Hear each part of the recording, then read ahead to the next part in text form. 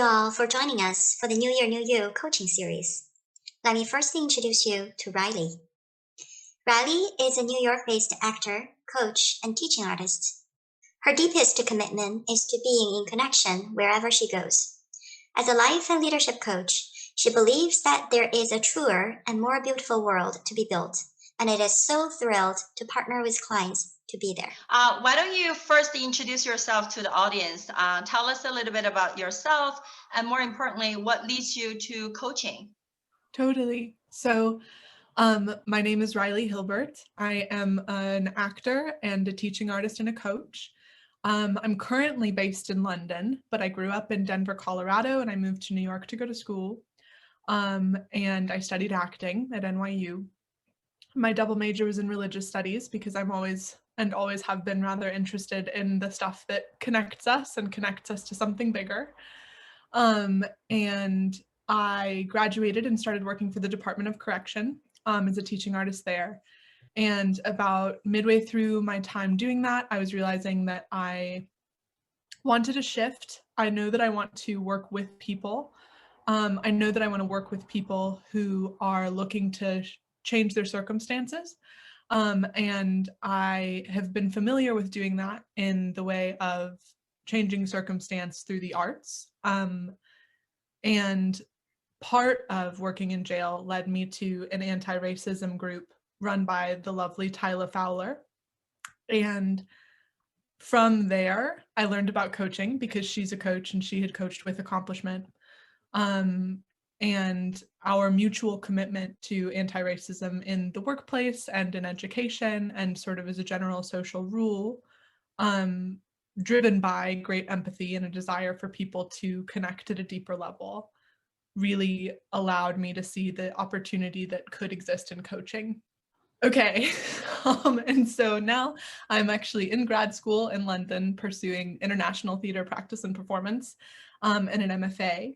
And I'm also running my own coaching business. So it's been a real experience of the both and figuring out win-win situations over and over and over and over again. Not letting being busy overwhelm me, but rather letting it feed all of the different parts that I have created this life to be. So that is what has brought me to coaching. That is a little bit about me.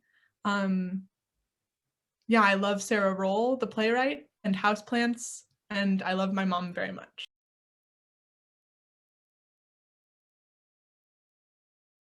Aw, that's really sweet for you to say that.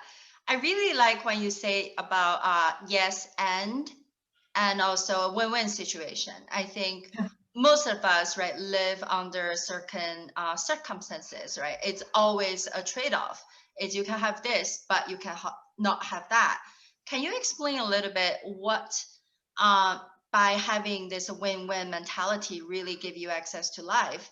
And also, what are other benefits that you get from coaching? Totally. So in thinking about win-win, it's a pretty new concept for me. It was recently introduced into my vocabulary, and I have been really playing with it on a day-to-day basis. I'm really used to figuring out excuses for why I can't do something or why I can't be somewhere, or like if someone says, hey, do you have time for a call? And I already have something else, I'm like, I don't, and I don't know what to do.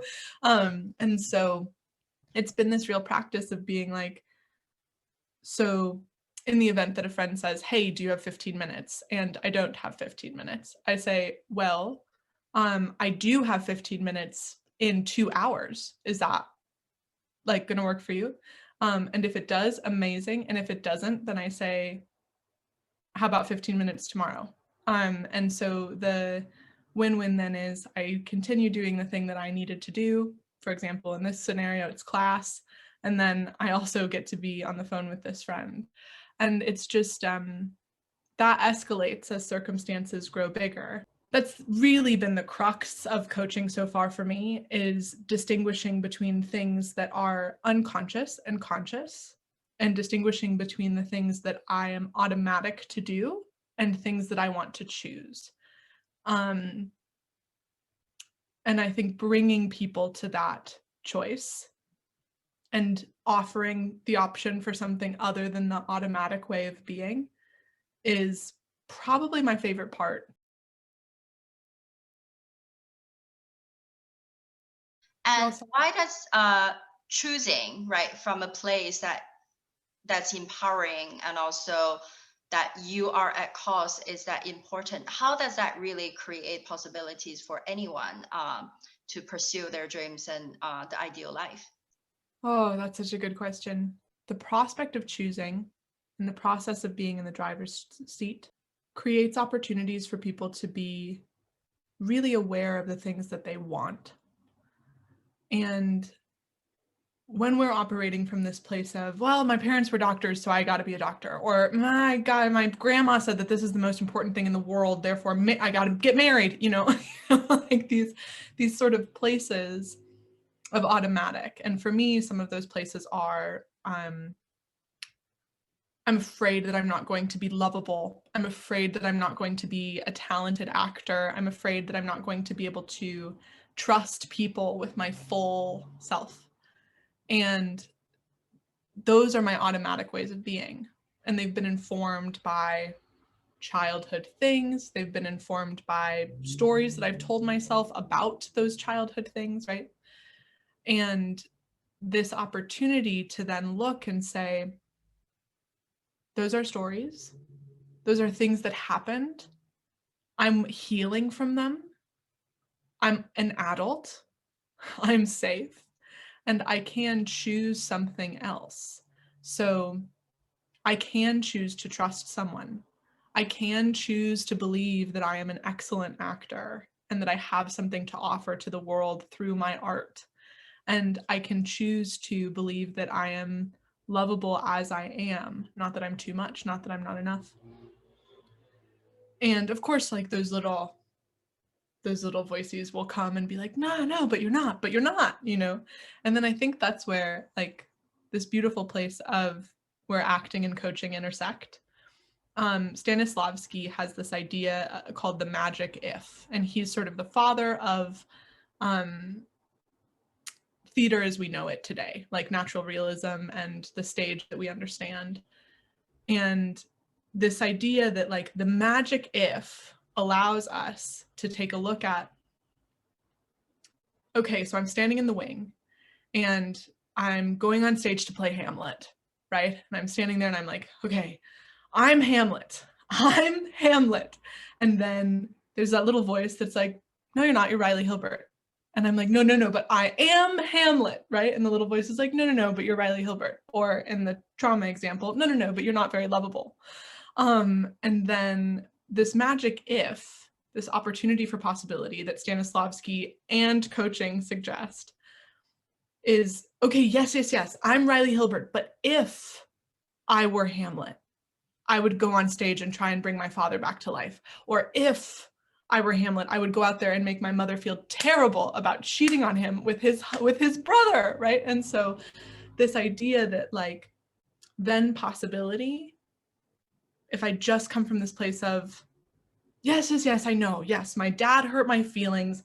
Yes, my life has been difficult for some reasons. Yes, my heart's been broken before. But what if this? And then anything's quite possible.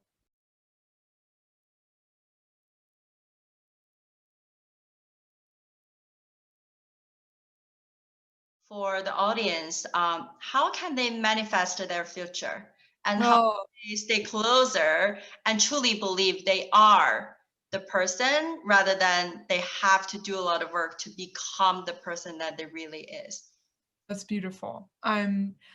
Absolutely. I think the power of manifestation is one of those things that I 10 months ago sort of like stuck my nose up at and was like, yeah, okay, yeah, that's for those like the Instagram influencers that have everything that they need and so they're manifesting their green smoothie and that's really special for them or whatever. And I was like, yes, I don't know.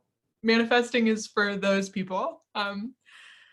And there's been this really beautiful shift in how that works for me because I understand that manifesting as I was playing with it was this idea of like, oh yes, I've got all that I need, and now I just, and this sort of like hoity-toity way of being.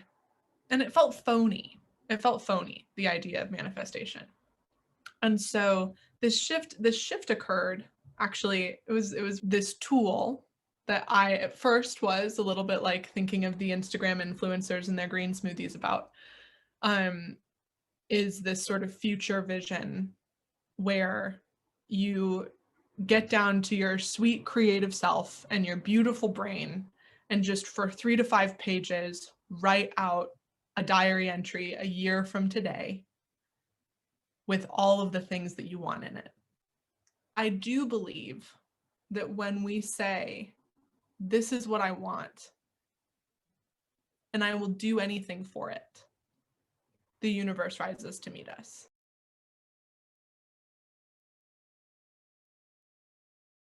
So who do you think would benefit the most by working with you as their coach?